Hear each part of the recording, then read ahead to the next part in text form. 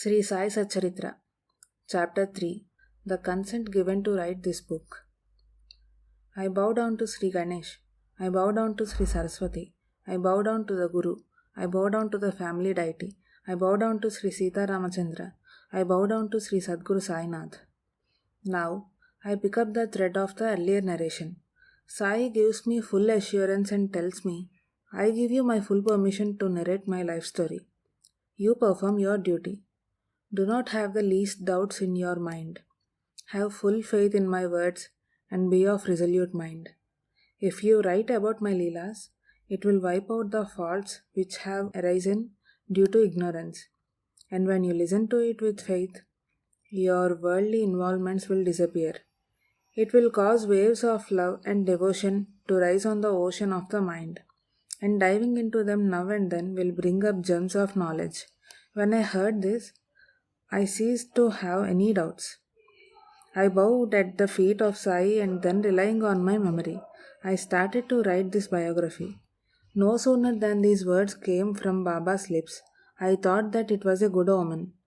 The book will complete itself. I will only be the bondsman physically writing it. See how inscrutable are the ways of God. They are beyond perception and are known but to Himself.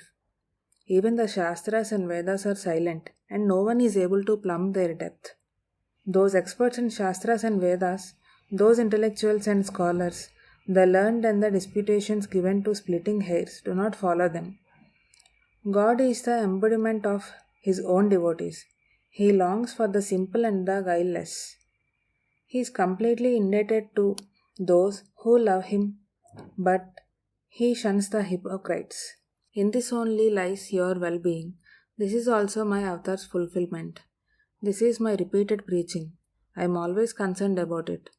Oh Sharma, I tell you, furthermore, that whoever takes my name with love, I will fulfill his wishes and increase his devotion.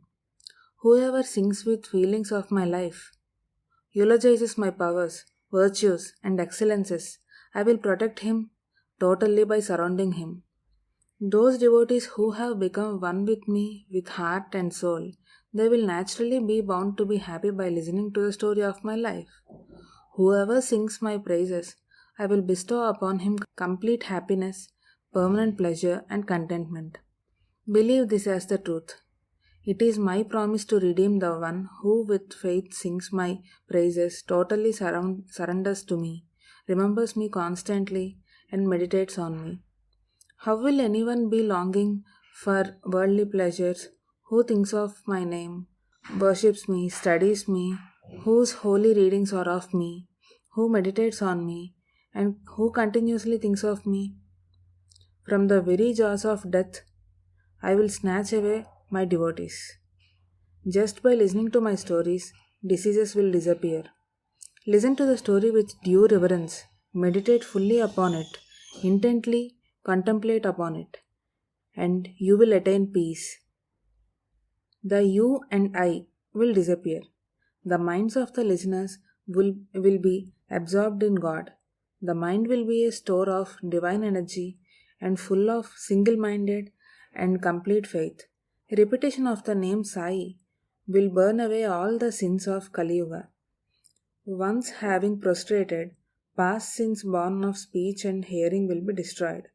Although the work is not an ordinary one, I respectfully obeyed the orders. When there is one as eloquent as Baba, why should I belittle myself? Some devotees were made to build temples, some were made to love themselves in the joy of Kirtan, some were sent on pilgrimages, and he made me sit down to write. Amongst all the devotees, I am insignificant. I do not know what quality in me made Sai, the ocean of compassion, and the cloud of mercy, shower his grace on me. Such is the marvel of Guru's grace that it makes a dry and stiff plant effortlessly and profusely blossom in the most arid soil. In future, some people may build monasteries, some may build temples, and some ghats, but I will take the straightforward way of the recitation of Sai's story. Some may reverentially worship Sai, some may press his feet gently, but my mind is eager to sing his praises. What could be attained by meditation in the Krita Yoga, by ritualistic sacrifice in Treta Yoga, and by ritualistic worship in Dwapara Yoga, can now be attained in this present Kali Yuga by chanting the Guru's name and singing his praises. Obviously, I am unqualified, jack of all trades and master of none. How can I then undertake this enormous and difficult task? If I do not make any efforts and sit still, I will be committing the sin of disobedience. And if I obey him, how will I be equal to the task? Who is capable of describing the inward state of the powerful Sai? Sai alone can describe it through a devotee of his by conferring grace upon him. When speech cannot do justice, why then did I develop this craving? Sai gave no opportunity nor scope for anyone to say anything in this matter.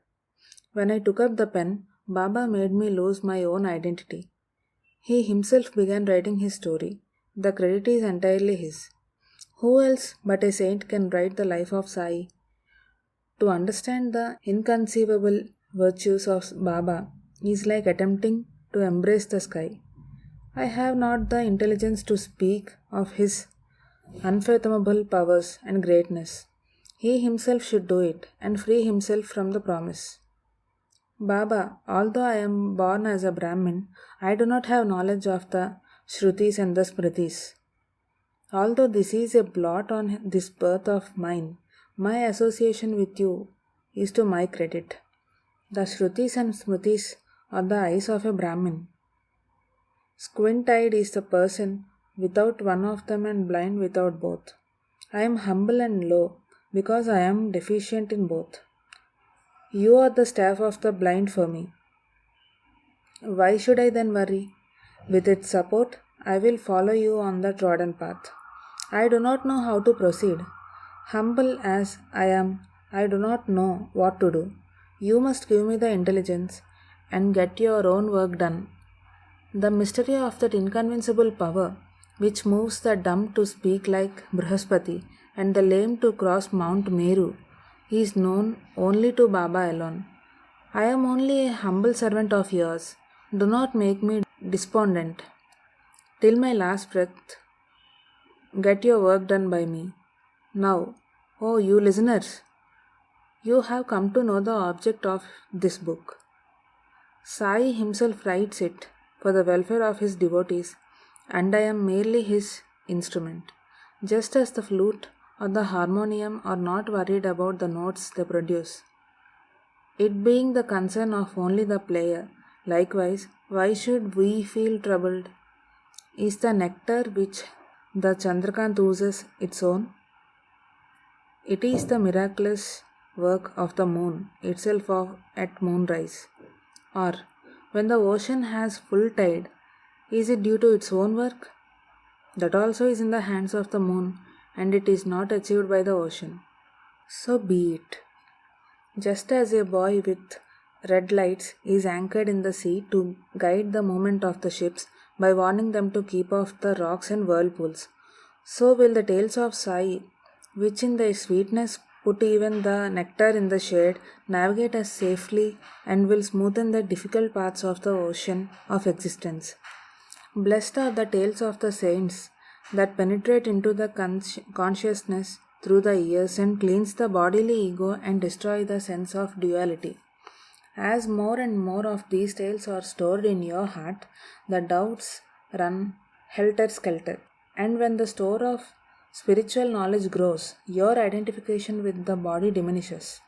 To describe Baba's pure fame and to listen to it with all your heart will burn away the sins of the devotees. This makes for easy attainment of salvation. What is the nature of Brahman which is beyond illusion? And what are the means to conquer that illusion? God favors his devotees who lead virtuous and pious lives. How else is it possible for his devotees? What is perfect bliss? Devotion, deliverance, and detachment. What are they? All things belonging to the fourfold varnas and to the fourfold ashrams or one. These subjects are very abstruse. Those who are interested in these subjects should fulfill their desires by studying the works of Dhyaneshwar, Eknath, and others and enjoy them happily. In Krita Yuga, it was controlling the senses and subduing of passions. In Treta Yuga, sacrifices. In Dwapar Yuga, rituals. And in Kali Yuga, reciting the name and singing the praises, a simple means of salvation. Listening to the life story of the Guru is the easy road to salvation for the four Varnas like Brahmins and others, including women, Shudras, and even the casteless. Only those who have good deeds to their credit from their past births will listen to these stories. If someone feels sleepy, God will wake him up. Those who are uncontrollably engaged in worldly pleasures and who become abject when these are denied to them, for them, the nectar of the stories of the saints will free them from these vices. Performing yoga and sacrifices, practicing meditation and concentration requires great efforts, whereas listening to these tales requires no efforts other than attentiveness. Let the devout and virtuous listeners listen to this pure story of Sai, by which they will be benefited because of the powerful five sins will be burnt completely. Chained as we are to the worldly existence, which conceals from our view the real self, we will find that by listening to these stories, the bounds will be loosened, and we will get back the original state or real self. These tales should be remembered throughout life and studied daily. They will free the listeners from worldly affairs and bring peace to all. While reading and listening with devotion and faith, let me be able to meditate on Sai. Let him appear before my eyes in his Saguna form, and let it be imprinted on my mind. In this way, let my devotion to the Guru grow, and let me attain detachment from the world. Let the urge to remember his name become intense and make my mind pure. With this object in mind, Sainath conferred grace on me and made me the instrument while he himself wrote the book. Although the cow's udder is full of milk to overflowing, it is natural for her to release the milk only to her calf. So is Sai's love. For the sake of my longing like the chatak bird, Sai mother showered happiness, quenching my modest thirst, and he will quench that of his devotees abundantly. How marvelous are love and devotion! Overflowing with the instinctive love for her child, the mother forces her milk into its mouth, even when the child does not ask for it. Who knows her fatigue? The child is not aware of it. Who else but the mother will take the child to her breast without asking? When the baby is decorated with ornaments, the baby knows no significance of it. Only the mother knows the pleasure, similar the way of the Sadguru. The childlike feeling that I have, who will lovingly satisfy? Who else but the mother will have a real concern? That kind of affection is rare. To be born to a virtuous mother is a great fortune bestowed by God. Yet the child is blissfully ignorant of the mother's pangs and its birth. May that be whatever. Baba said something more in this regard, which I will tell you. Oh, you good listeners, please listen to it with due respect and attention. In the year 1916, my service with the government came to an end and a suitable pension was fixed. The time came for me to take a trip to Shirdi. It was the day of the Guru Purnima. The devotees has gathered to perform the Guru Puja. Anna Chinchanikar on his own made a request to Baba. Listen to what his recommendation was. Anna was very worried about me. He pleaded before Baba. As his family is increasing, have compassion on him. Give him another service. This pension will not suffice. Ward off Anna Sahib's worries. Do something of this sort. In reply, Baba said, he will get another service. Let him serve me now. He will get happiness in the world. His household will always be prosperous and he will not want for anything till he lives. If he resorts to me with full faith, his difficulties will be removed. There will be persons who say that they will behave as they like, as they have strayed from the path. Those who turn their backs on religious observances turn away from such people first. If you come across them, swerve away from them. Consider them to be very dangerous. Be afraid of even their shadows and go out of the way to avoid them. One who is lawless, immoral, thoughtless, without any purpose, who cannot distinguish between right and wrong, how will he achieve any good in life? But without some special bonds of past lives, no one comes to us, may it be dog, a pig, or a fly. So do not repulse anybody. Henceforth, he should serve me with love and devotion. The Supreme Being will bless him. He will receive a permanent treasure. In what matter should be worshipped? Who am I? How can he know with certainty? Sai's body is perishable, while Brahman is imperishable. All pervading as I am the personification of the eightfold nature. So revealed the Lord to Arjuna while expounding the Gita. The world made of movable and immovable objects of names and forms is manifested by me in the form of the eightfold nature. The phenomenon is created by me only. The mystical symbol Om expresses me. I am the only connotation of it. In the world of the universe, there exist a multitude of things, but I am immanent in all of them. There is nothing but the Atma. So what desire should there be? I am all exhaustive in everything in all 10 directions. Where all is filled with the whole, the feeling of me and mine melts away. What desires can we have when I am all pervasive? Desires are born of the intellect. They do not have any connection with the soul. Sai Maharaj is the embodiment of the Atma. Whence can desires arise in him? There are various kinds of desires.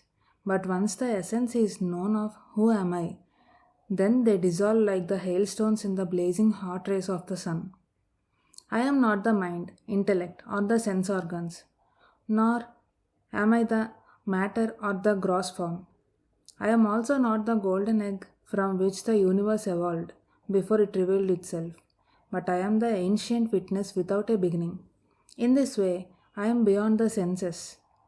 I have no interest in the sense objects, but there is nothing where I am not present. I am not the doer or the cause of any deed.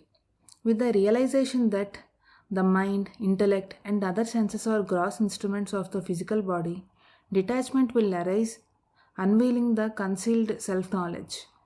To forget one's own real nature is itself the illusion.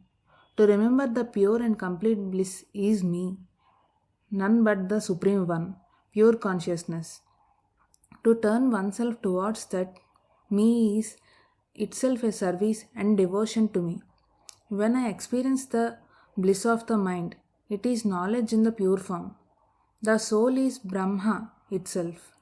Bliss from understanding knowledge is Brahma. By the knowledge of the untrue nature of the world, the illusion about the world will pass away. Brahma is truth. That is me. I am eternal, pure, enlightened, and deliberated one. I am Vasudeva, the sacred letter Om. I am the truth. Your good lies in worshipping me with true faith and devotion. Thus, realizing my true nature, serve me in the right way. Moreover, surrender to me completely and be one with me. When the river surrenders to the ocean, can it come back? Will there be a separate identity when she embraces the ocean? Just as a wick soaked in oil, when joined to a flame of light, becomes itself a bright light, in the same way a person reaches the status of a sage at the feet of the sage. He who thinks of nothing but Allah Malik, the Supreme Being and the pure consciousness, he has peace, has no desires, and looks upon all with an equal eye.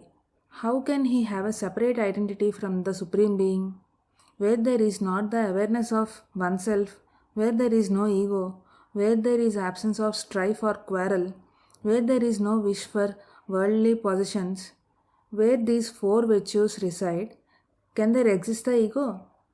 Summing up, in Sai's nature, these 8 virtues exist in their complete form. Where is the place then for the ego? How can I then nurse such egotism? He whose self is pervading in the universe. I am part and parcel of him. Surrender at the feet of Sai. This will mean my service. To serve me and to sing my praises, to surrender to me completely will lead to union with me. So says Krishna in the Bhagavat. Just as the worm by constantly thinking of the bee itself becomes the bee, in the same way when a disciple constantly contemplates upon his guru, he becomes similar to his guru. By using the word similar, still a distinction remains. Even that is not tolerated by the guru, even for a moment, because guru's existence is not possible without the disciple, and the disciple is not separate from the guru. So it was. The one who I was ordered to worship, he explained who he was. In support of what I have been saying, I am reminded of an incident which I will relate now. A Rohilla, Patan, came to Shirdi and was attracted by Sai's virtues. He stayed there for a long time and lovingly devoted himself to Baba. He was hefty like a male buffalo. He was self-willed and cared for no one. He wore only a kafni upon his ankles and came and lived in the masjid. Whether it was day or night, whether it was in the masjid or the chavadi, he would recite the verses from the Quran at a high pitch with extreme enthusiasm and full freedom. Maharaj was peace incarnate, but the villagers were very wary. Even at midnight, his continuous recitation would disturb everybody's sleep. During the day, the people had to toil in the hot sun in the fields and forests. At night, they could not get undisturbed sleep. Therefore, the people were annoyed. Maybe Baba was not troubled. As for the people, they felt that they had committed a great sin, no peaceful sleep at night. They were annoyed with the Rohilla. They were on the horns of dilemma. How long could they endure this? Day and night this nuisance was a big problem for them. They were greatly worried. Rohilla was, as it is, a headstrong person. To make matters worse, he had Baba's strong support. He became more uncontrollable than what he was before and gave himself airs. He became arrogant and disdainful and behaved insolently with the people. He behaved more recklessly than before and the whole village turned against him. Sai, being very kind-hearted, like a mother, always shielded those who surrendered to him. Therefore, all the villagers came to him and entreated him. But Baba paid no attention. On the contrary, he told the villagers, "Do not harass the Rohilla. He is very dear to me. This Rohilla's wife is a virago and not ready to stay with him. She is eager to come to me by eluding him. That virtueless woman does not observe the wheel. She is without modesty and shameless. If driven out, she comes back forcibly into the house." As soon as he stops shouting, the wicked woman seizes the opportunity to enter. When he shouts, she flees, leaving him pure of speech, body, and mind. That gives me profound happiness. No one should oppose him. Let him shout to his heart's content. I cannot pass the night without him. I have great pleasure because of him. Shouts of this type are greatly to my advantage. In this way, the Rohilla is benevolent and makes me extremely happy. Let him shout as he pleases. In that itself is my well-being. Otherwise, that wicked wife will trouble me. When he himself gets tired, he will keep quiet automatically. Your purpose will be served, and that wicked woman will not trouble me. When Maharaj said so, any further effort was futile. If Baba's mind is not disturbed, then why should we be concerned? As it is, the Rohilla was very enthusiastic. Moreover, he was now licensed by Baba, so he started to recite the Quranic verses very loudly and created chaos. The people were amazed at Baba's forbearance. Instead of the splitting headache, The shouting sent him into rapture. How horrible was the shouts! It was a wonder that they did not part his throat. But Baba still persisted in telling all, do not admonish him. Outwardly, the Rohilla appeared to be a mad Muslim saint, but he respected Baba greatly. Happily, according to the tenets of his religion, he would recite the verses of the Quran. He did not care whether his own voice was soft or shrill. No sooner was he inspired that he would start shouting the name of God. Nature had endowed him with a rattling voice. He regularly and constantly shouted Allahu Akbar and the verses with great joy. Baba disliked association with one who loathed God's name. Then why would he think of driving away the Rohilla when he was continuously repeating God's name? Wherever my devotees are singing my praises, I am present there. There I am without rest, alert and without sleep, as if it were to prove the utterance in the Bhagavad Gita that Baba behaved in this way. The Rohilla subsisted on whatever he got by way of alms, or else went hungry occasionally. How could he have a wife who could go and bother Baba? The Rohilla was reduced to penury. How could he have a marriage or a wife? Baba was a celibate from childhood, so the whole story was allegorical. Let him sing with a loud voice. Baba is satisfied by the recitation of the verses. He listened to them day in and day out. Sleep was like poison compared to the verse. Compared to the enlightening preachings of the verses, the complaints of the villagers were hollow. This was a strategy followed by Baba to give the villagers the correct perspective. In this manner, Baba conveyed the lesson to one and all that he liked the Rohilla's company because he loved God's name. The things perceived, one who perceives and that which he perceives, all the three, is God for him. Such a person, whether he be a Brahmin or Patan, he is regarded as the same. Once after the noon aarti, when the people started returning home, Baba spoke sweet words from his lips. Hear them. Wherever you are and whatever you may be doing, always bear it in mind that I shall continue to be informed of the minutest details of your deeds.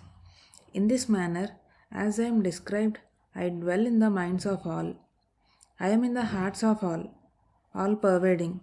I am the Lord of all.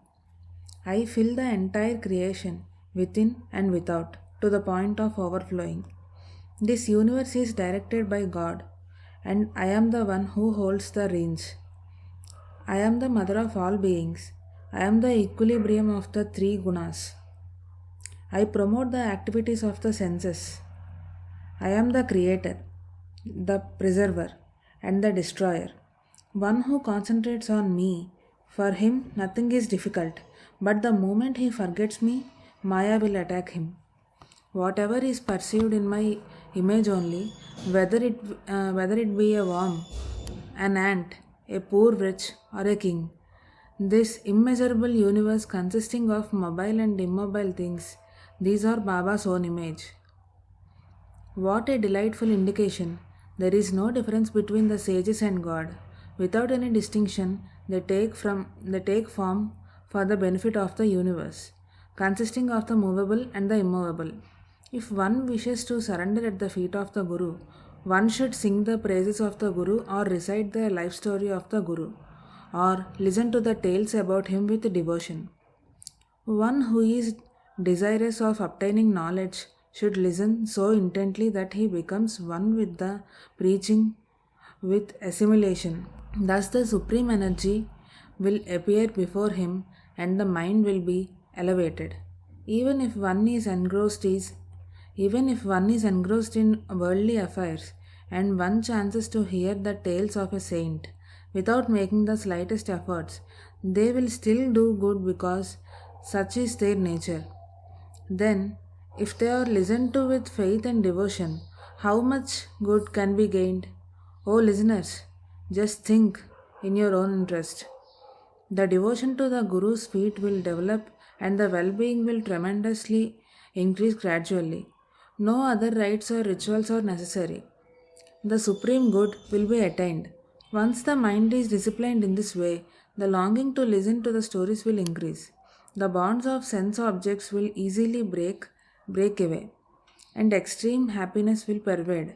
Hearing these sweet words of Baba, I resolved not to take up any service any longer but to devote himself entirely to the service of the Guru. But my mind kept hovering around Baba's assurance he will get employment easily, and wondered if I would get proof of it.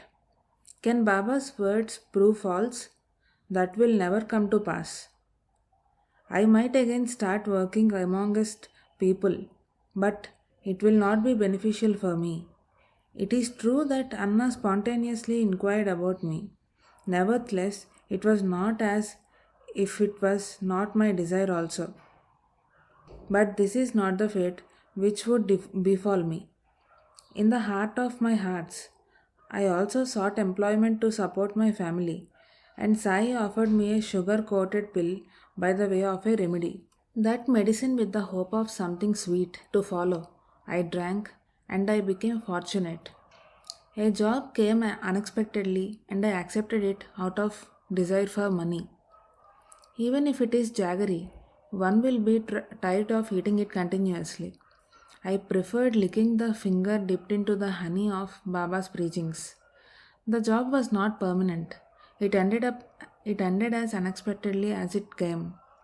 Baba made me stick to what I was doing to enjoy the pleasure of being with him in one place. This universe full of animate and inanimate things is a manifestation of God, but God is beyond even the universe, and the Supreme Spirit beyond all. God is not separate from the worldly affairs, but the worldly affairs are different from God. Because the world receives the energy from Him and thrives upon it, God is the basis of the world. Please understand that there are 8 ways of worshipping God by doing pujas of images, sacrificial fire, etc. But compared to everything, the Guru is the best. Krishna himself was the supreme Brahman. Yet he bowed at Sandipani's feet and said, "Remembrance of the Sadguru is the surest form to please me, who is Narayana." Singing the praises of the Sadguru rather than my praises is dearer to me 1,000-fold. Such is the excellence and the profound significance of the Sadguru. He who turns his back on the praise of the Guru is an unfortunate sinner. He endures the painful cycle of births and deaths and becomes the cause of his own ruin. Birth and death follow one after the other. This is an endless cycle. Hence, let us listen to these tales to achieve our own deliverance. Even casual words uttered by the saints break the bonds of false knowledge and save us in times of calamities. So let us all assimilate these stories. We do not know what the future will be and what help they would give at such moments. This is the play of the Almighty. The loving devotee is just a spectator.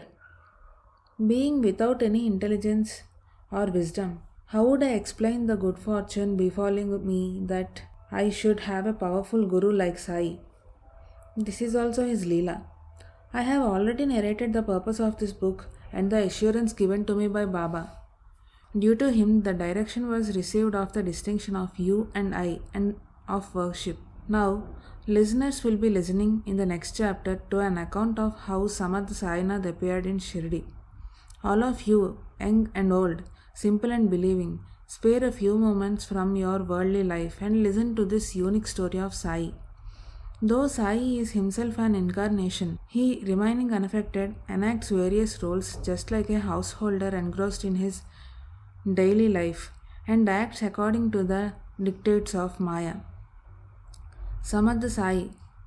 With this mantra for those who serve at his holy feet, he moves the strings for the deliverance of his devotees from worldly existence. Sacred is his life story. In belief, holy is the story of Sai. The hearts will be purified of those who recite and those who listen. Listening to the stories with love will dispel all worldly afflictions. Sai, the cloud of mercy, will shower grace and complete and pure knowledge will appear. Sloth, a wandering mind, attachment to sense object, and indulgence of the palate. These are the obstacles which come in the way of listening. Steer clear of these, and the listening will become a happy experience. You do not need ceremonies to complete the rituals. You do not need fasting to torture the body. You do not need to visit the tirthas. It is sufficient to listen to the story. Genuine love and awareness of the core of devotion will easily lead to the attainment of the highest good, and incorrect knowledge and the knowledge of the twofold nature will be destroyed. You need not make efforts for other means. Let us listen to the Satcharitra. It will exhaust all karmas of the past and the present life, which result in rebirth. Not the least effect will remain of them. As a miser, wherever he is, has his mind fixed on his hidden treasure, day and night. In the same easy way, Sai should dwell in our minds. May there be well-being. This is the end of the third chapter named The Consent Given to Write This Book of Sri Sai Samadha Satcharitra, written by the devotee Hemad Pant, impelled by the saints and virtuous people. This is offered to Sri Sadguru Sainath. May there be auspiciousness. Hope you found worth listening to this audio. If you want to get more and more chapters of Sai Satcharitra, please like, share and subscribe to our channel. Thank you.